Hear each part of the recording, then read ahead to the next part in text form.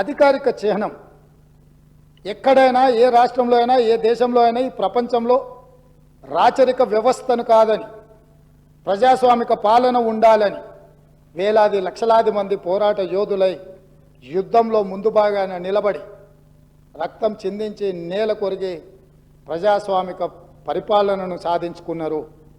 ఆ కోవలో భాగంగానే తెలంగాణ రాష్ట్రం నిజాంలకు రజాకర్లకు వ్యతిరేకంగా నిటారుగా నిలబడి కొట్లాడి విముక్తి పొందినరు. ఇదే కాదు, ఆనాడు కాకతీయ సామ్రాజ్యానికి వ్యతిరేకంగా సమ్మక్క సారలక్క వీళ్ళందరూ పోరాటం చేసి పన్ను కట్టమంటే పన్ను కట్టమని తిరగబడి త్యాగాలు చేసిన సమ్మక్క సారలమ్మ జాతర మనం ఈరోజు ఆదివాసి బిడ్డలు జంపన్న వాగులో తలార స్నానం చేసి అక్కడికి వెళ్ళి దేవుణ్ణి దర్శించుకుంటున్నాం.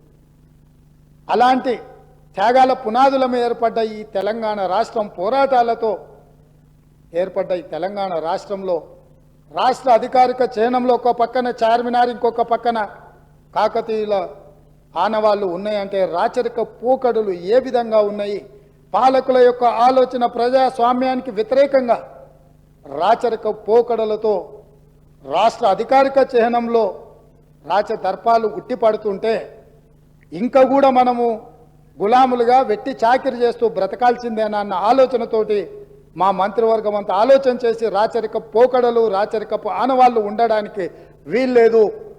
ఈ రాష్ట్రం ప్రజాస్వామిక రాష్ట్రం, ఈ రాష్ట్రంలో ప్రజలు ఎన్నుకున్న ప్రభుత్వం ఉంది, ప్రజాపాలన సాగుతుంది అని చెప్పి అధికారిక చిహ్నాన్ని మార్చాలన్న నిర్ణయం తీసుకున్నాం.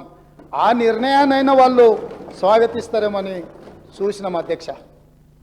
గవర్నర్ గారి ప్రసంగంలో ఈ అంశాలన్నీ కూడా ప్రస్తావించిన ఎక్కడ కూడా వాళ్ళ యొక్క సానుకూలత ఈ విషయంలో కనిపించలేదు అధ్యక్ష.